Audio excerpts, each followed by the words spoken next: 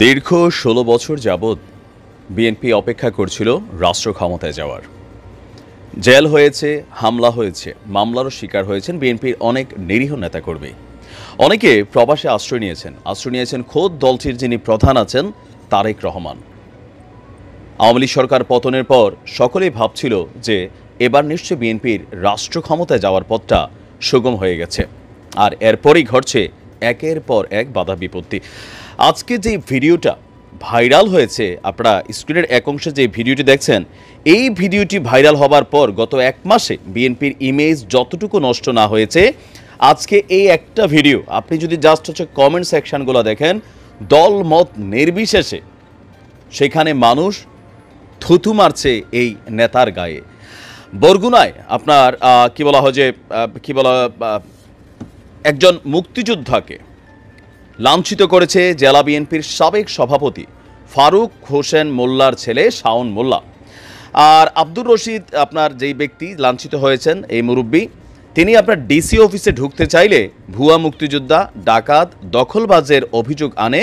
তারপর শাওন মোল্লা তাকে প্রকাশ্যে ক্যামেরার সামনে তাকে লাঞ্ছিত করে। এখন এই ভিডিওটা আসলে কি বার্তা দিচ্ছে? এই ভিডিও দেখে অনেকে বলছেন না এটা তো ঠিকই আছে। তো এটা যদি ঠিক থাকে তাহলে ছাত্রলীগের দোষ করছে কি এতদিন? আপনার যদি মনে হয় যে এটা ঠিক আছে, এত বয়স্ক একজন মুরব্বী মানুষ, তিনি যদি কোনো অন্যায় করে থাকেন তার বিরুদ্ধে আইনি ব্যবস্থা নেন। কিন্তু প্রকাশ্যে এরকম একজন মুরব্বীকে মারার পরে যারা কমেন্ট সেকশনে ঠিক আছে, আপনার আব্বারে কালকে যদি এরকম রাস্তাঘাটে ধইরা কেউ থাপড়াইয়া দেয়, তখন আপনার কি মনে হবে যে ঠিক আছে? বা আওয়ামী লীগের সময় আপনার আব্বা যদি এরকম থাপ্পড় খাইয়া থাকে, তা আপনার তখন কেন মনে হয় না যে ঠিকই আছে, এর আগে তো বিএনপি এটাই করে গেছে? এই একটা ভিডিও এনাফ বিএনপিকে ধ্বংস করার জন্য। আমি আমার প্রত্যেকটা ভিডিওতে বলছি যে তারেক রহমান চাচ্ছেন, মির্জা ফখরুল ইসলামরা চাচ্ছেন, রিজভী সাহেব সরাসরি বক্তব্য দিয়েছেন যে কোনো নিরপরাধ মানুষ আওয়ামী লীগ করছে ফ্যাক্ট না, কোনো নিরপরাধ মানুষকে যেন হয়রানি করা না হয়। আবার গতকালকে আরও বেশ কিছু ঘটনা ঘটেছে সারা বাংলাদেশে। তো এগুলোর পর অনেকে বলছেন যে না এগুলো আসলে ছাত্রলীগের পোলাপাইনি বিএনপির নাম দিয়ে ঘটনা ঘটায়। ঠিক একই সুর কয়েক মাস আগে, 1-1.5 মাস আগে আওয়ামী লীগ বলতো, যখনই যেখানে কোনো ঘটনা হইতো পরে বলতো যে এই ছেলেটা ছাত্রদলের অথবা হালকা দাড়ি থাকলে সে শিবিরের কর্মী, এটা ছাত্রলীগের বা যুবলীগের কোনো কর্মী না, এটা বিএনপি জামাতের কর্মকাণ্ড। ঠিক একই বক্তব্য আজকে ঘুরা ফিরে আমরা যারা বিএনপি দলগুলোর সাথে জড়িত আছি তারা আমরা ঠিক একই ধরনের চামচামি শুরু করে দিছি। আমাদের নফসের মধ্যে এই কিলাকিলির একটা মেন্টালিটি আছে। এখন আপনার কি মনে হয় যে ভিপি নূর এতদিন খুব ভালোবাসতেন, এখন যখন ভিপি নূর বিএনপির এসব কর্মকাণ্ড নিয়ে সমালোচনা করে ভিপি নূরের দালাল মনে হয়, তাই না? এখন দেখেন ভিপি নূর এত বছর আওয়ামী লীগের যেই ভাষায় গালাগালি করছে, প্রধানমন্ত্রীর যেই ভাষায় গালাগালি করতো, এরপরও ভিপি নূর কিন্তু এই ধরনের কেলানি খায় নাই বা এতটা রাফলি তার সাথে অ্যাক্টিভিটিস হয় না যতটা হওয়ার সুযোগ ছিল, প্রশাসন এতটা শক্ত হয় নাই। তাহলে আজকের দিনে এই মুরব্বী একটা ইয়াং ছেলে টু ইয়াং ছেলে হইতে পারে, সেটা আমি মাইনা নেই, অনেক জায়গায় হয়, কিন্তু বাবার বয়সী একজন বৃদ্ধ, তার গায়ে প্রকাশ্যে এভাবে হাত তোলা বিএনপির আগামী দিনের ক্ষমতায় যাওয়ার যে স্বপ্ন সেটাকে ধূলিসাৎ করে দিবে। আর এটার অ্যাডভান্টেজটা কারা পাচ্ছে? জামায়াত ইসলাম পাচ্ছে। বরাবরই ভেতরে কি জানি না, বাট আউটে জামায়াতের নেতাকর্মীরা যেই ভদ্রতা দেখাচ্ছে, সেই ভদ্রতা আগামী 2-2.5 বছর ইউনূস সরকার ক্ষমতায় থাকলে এই ধরনের নেতাকর্মীরা বিএনপিকে উচ্ছন্নে নিয়ে যাবে।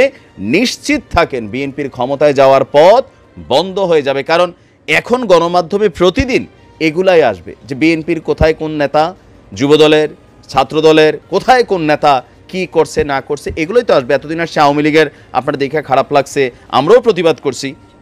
এখন যখন বিএনপিরগুলো নিয়ে আমরা প্রতিবাদ করি, এত বছর কোথায় ছিলেন আফসোস লীগ, দেখেন এগুলো আসলে পরিবর্তনের কোনো কিছুই না। তো এই কারণে সবাই বলে যেই লাউ সেই কদু। তবে তারেক রহমান সাহেবের উদ্দেশ্যে আমাদের কিছু বক্তব্য, আমি জানি না আমাদের বক্তব্য তিনি শোনেন কিনা।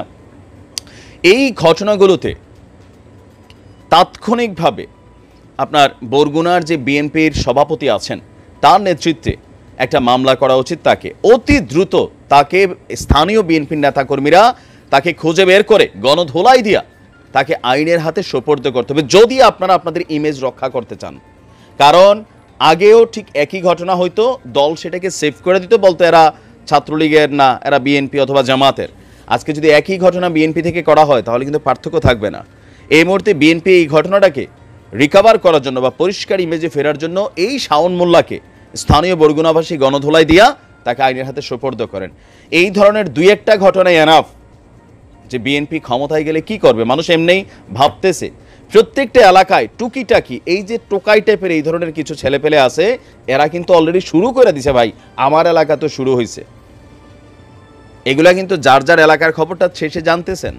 আবার এখন কথা বলতে গেলে এই যে কমেন্টে আক্রমণ করেন, অথবা যারা বলে যে আলহামদুলিল্লাহ, আপনি কি উস্কাচ্ছেন, তাহলে তো আওয়ামী লীগ যখন ক্ষমতায় ছিল তাদের বিরুদ্ধে কথাগুলো আপনারা থাপড়াইছে, মারছে, অপরাধটা কি করছে আমি বুঝিনি। আজকে যদি এটা সঠিক হয় তাহলে এত বছর আওয়ামী লীগ যুবলীগ যা করছে সব হালাল। আপনি কেন তখন প্রতিবাদ করছেন, কেন বলছেন যে স্বৈরাচার স্বৈরাচার? দল সেটাকে প্রটেস্ট করছে, এই জন্যই তো। এই ধরনের ঘটনাগুলো কোনোভাবেই মেনে নেওয়া যায় না। বিএনপির ভালোর জন্য বলছি, আপনারা এই বিষয়গুলোকে কন্ট্রোল করেন, দৃষ্টান্তমূলক শাস্তিতে নিয়ে যান। সারা বাংলাদেশে প্রতিদিন এই ঘটনাগুলো বাড়ছে একটার পর একটা। আইন কারোরই নিজের হাতে তুলে নেওয়ার সুযোগ নেই। আজকে হিরো আলমের সাথে যেটা হয়েছে সেটাও কিন্তু অন্যায় হয়েছে। একই ঘটনা আরাফাতের সময় এটা হয়েছিল, এটা আন্তর্জাতিক অঙ্গনে চলে গেছে, কারণ বিএনপি সেটাকে আন্তর্জাতিক অঙ্গনে নিতে সাহায্য করেছে। আজকে মুশফিক ফজল আনসারীকে এই বিষয়টা নিয়ে মার্কিন পররাষ্ট্র মন্ত্রণালয়ে তিনি বক্তব্য দিবেন না। বিএনপির ইমেজ নষ্ট হবে। তখন কেন দিছেন? আওয়ামী লীগের ইমেজ নষ্ট করতে। এগুলাই হচ্ছে সমস্যা আমাদের। যদি কোনো ব্যক্তি অন্যায় করে থাকে, অপরাধ করে থাকে, বিএনপি কি ক্ষমতায় আসছে, আর যদি ক্ষমতায় আসেও, তাহলে কি আপনারা এইভাবে প্রকাশ্যে পিটাবেন? তো এরপর আপনি ক্ষমতার থেকে গেলে আপনার গোষ্ঠীর সহ উদ্ধার আওয়ামী লীগ করছে বা অতীতে করছে, তাহলে করবে। এগুলোই তো খেলার ভিতরে পড়ে থাকতে হবে। তাহলে বাংলাদেশের পরিবর্তন হবে কবে? কিসের পরিবর্তন আমরা চাচ্ছি? এই ঘটনাটা কোনোভাবেই আমি বিশ্বাস করি বিএনপির করেন বা জামাত করেন সজ্জন ব্যক্তি এটাকে মেনে নিতে পারে না। তীব্র নিন্দা জানাচ্ছি, অতি অনতিবিলম্বে তাকে গ্রেপ্তারের আহ্বান জানাচ্ছি। এই তিনি মুক্তিযোদ্ধা হন, ভুয়া হন, বাটপার হন, চিটার হন, যাই হন, বাবার বয়সে একজন মানুষের গায়ে এভাবে হাত তোলাটাকে আমরা এনকারেজ করতে পারি না। নিশ্চয়ই তারেক জিয়া এটার ব্যবস্থা নেবেন, নয়তো বিএনপির ক্ষমতায় যাওয়ার চিন্তা বন্ধ হয়ে যাবে। ভালো থাকুন। আসসালামু আলাইকুম।